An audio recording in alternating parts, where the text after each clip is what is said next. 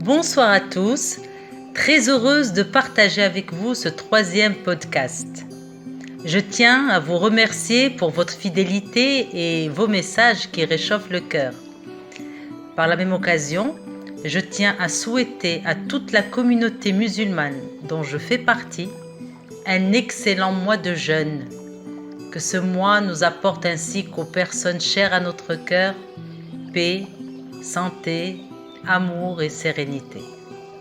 Je souhaite également à l'humanité tout entière un après-corona dans l'amour, la compassion et la quiétude. Ce podcast sera consacré à un virus terrible, un monstre qui peut se cacher en chacun de nous. Il réussit à détruire tout sur son passage, nos relations amoureuses, nos relations amicales et professionnelles, la relation à nous-mêmes et la relation au divin. Alors ce virus terrible nous empêche d'évoluer, d'accéder à notre objectif ultime, à savoir notre paix intérieure. On dit de lui que c'est un péché capital. Il est la racine de tous nos maux, M-A-U-X. Ce virus terrible s'appelle orgueil. Ne confondons pas orgueil et fierté ou amour-propre. Ces derniers peuvent être de bons moteurs de notre évolution personnelle à condition qu'ils ne soient pas excessifs. Alors la personne atteinte par le corona-orgueil, je me permets d'utiliser ce nom, est en souffrance. Elle peut paraître gentille, mais son être est brisé. Elle a souvent une image biaisée, déformée d'elle-même, donc des autres. Et elle est incapable de reconnaître qu'elle est atteinte par ce mal terrible et de se remettre en question. Et c'est là où réside le problème. Comme je l'ai spécifié au début de ce podcast, ce monstre peut se cacher en chacun de nous. N'allons pas le chercher, s'il vous plaît, chez les autres, vu que nous n'avons de pouvoir que sur nous-mêmes. Ne perdons pas notre temps à vouloir changer les autres. C'est peine perdue. Alors recentrons-nous sur nous-mêmes, sur nos propres failles et changeons ce qu'on peut changer. Nous avons tous un petit chouïa ou même un grand chouïa d'orgueil en nous, n'est-ce pas? Et si on décidait d'aller à la rencontre de ce corona-orgueil, l'interroger et changer le comportement qui gâche notre relation à nous-mêmes et donc la relation aux autres. Alors maintenant, je vais partager avec vous une liste non exhaustive des caractéristiques de la personne atteinte par le virus destructeur corona-orgueil. Alors, la personne atteinte de ce virus se croit supérieure aux autres. Elle veut toujours avoir raison, même si elle sait qu'elle a tort. Son objectif, c'est être mieux que les autres, quitte à les rabaisser et critiquer tout ce qu'ils font. Elle sait tout. Elle connaît tout. Elle n'a rien à apprendre de personne. En résumé, elle a la science infuse. Elle regarde les autres de haut. Il ne faut surtout pas la contredire, sinon vous risquez de passer un sale moment. Elle réussira à vous contredire, à vous déstabiliser et à vous mettre en colère. La communication avec ce genre de personne est à sens unique. Elle ne vous écoutera pas. Ne perdez pas votre temps à la convaincre. Son jeu de prédilection, rabaisser les autres, même en public, les dénigrer. Elle peut être arrogante. La personne atteinte du virus de l'orgueil peut agresser verbalement, voire même physiquement. On retrouve ce genre de comportement au sein des couples où sévit la violence, chez les parents qui maltraitent leurs enfants, au travail, chez les personnes qui abusent de leur pouvoir pour harceler leurs employés, dans la rue, et les exemples sont nombreux. Cette personne atteinte du corona-orgueil excelle dans la critique destructrice. C'est la pro de l'humiliation. Elle regarde les autres de haut. Elle utilise souvent la menace pour intimider les autres. Dévalorise le travail des autres, jalouse la réussite des autres. Elle est dans la compétition, la concurrence déloyale. L'autre devient une menace qui va lui faire de l'ombre. Elle ne le supporte pas. Elle cherche à tout prix l'admiration des autres. Et puis elle est obsédée par son image. Elle ne s'excusera jamais. Vous pouvez attendre. Si tu la contredis et que tu lui tiens tête, tu deviens son ennemi juré. Elles aiment s'afficher par contre avec des personnes sûres d'elles, des personnes qui ont le pouvoir, des personnes riches, des personnes connues, juste pour redorer leur image et montrer qu'elles sont importantes. Et la liste est longue. Mais qu'est-ce qui se cache véritablement derrière tout ça?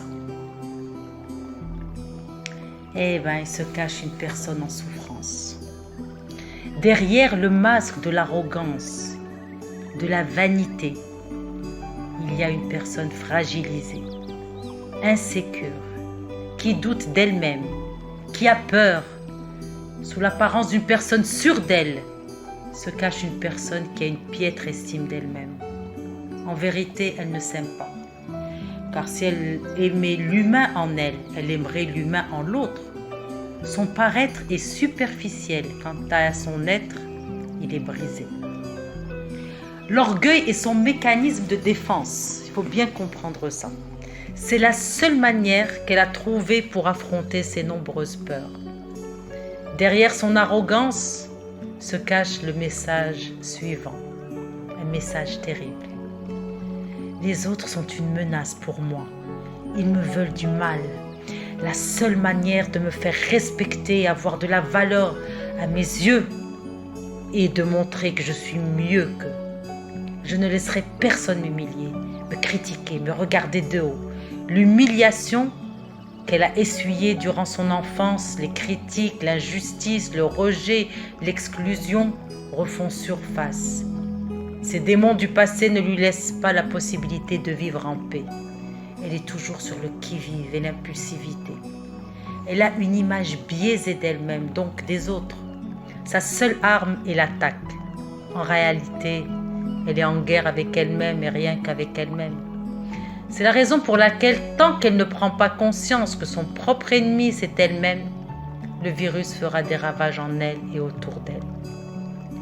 Je vais partager avec vous maintenant des astuces pour réussir à vivre avec une personne atteinte du corona-orgueil, car c'est très difficile de la supporter au quotidien. Si vous ne vous protégez pas, il en va de votre santé mentale et physique. Première chose à faire, vu qu'elle est en souffrance, priez pour elle. Priez pour elle. La prière est puissante. Je ferai un podcast spécial sur le pouvoir de la prière. Ne perdez pas votre temps à essayer de défendre vos idées. Elle ne l'entend pas de cette oreille. Elle se sent menacée par vous. Elle va attaquer en vous rabaissant et en vous humiliant.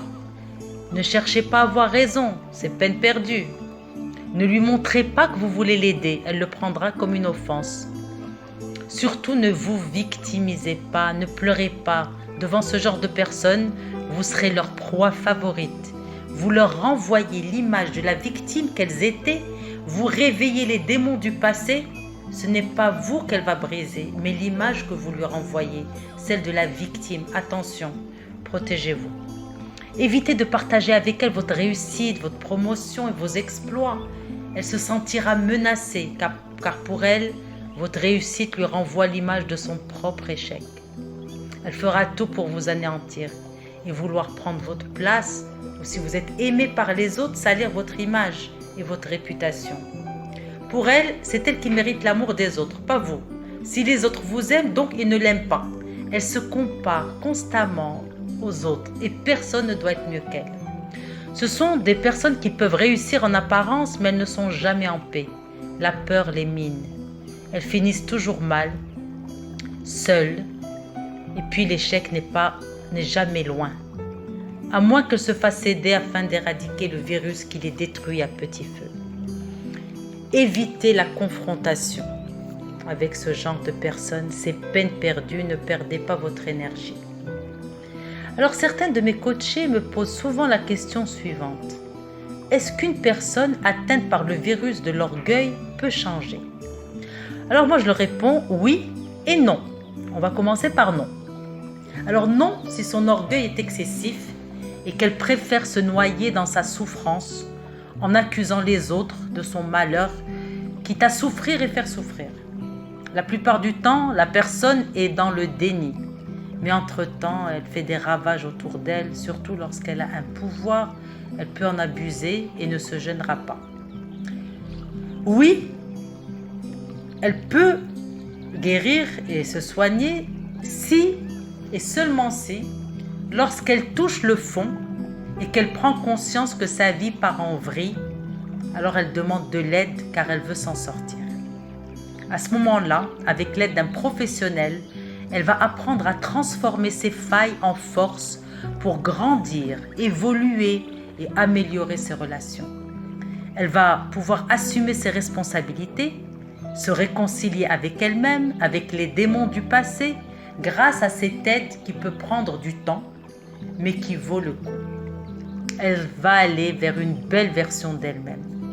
Par amour pour elle et pour son entourage personnel et professionnel, elle prendra sa vie en main afin d'emprunter le chemin doux de l'humilité. Mes chers, je clôture ce podcast par un magnifique proverbe hindou. Il n'y a rien de noble à se sentir supérieur à une autre personne. La vraie noblesse consiste à être supérieur à celui que vous étiez. Si vous voulez me poser des questions, envoyez-moi votre question via WhatsApp en message audio ou écrit au 06 61 42 90 09. Je vous répondrai dans la journée. Si vous ne vous êtes pas encore abonné à ma chaîne, faites-le pour recevoir les prochains podcasts. Sur ce, je vous dis à la semaine prochaine, Inch'Allah. Nous parlerons de l'amour de soi. Je vous aime.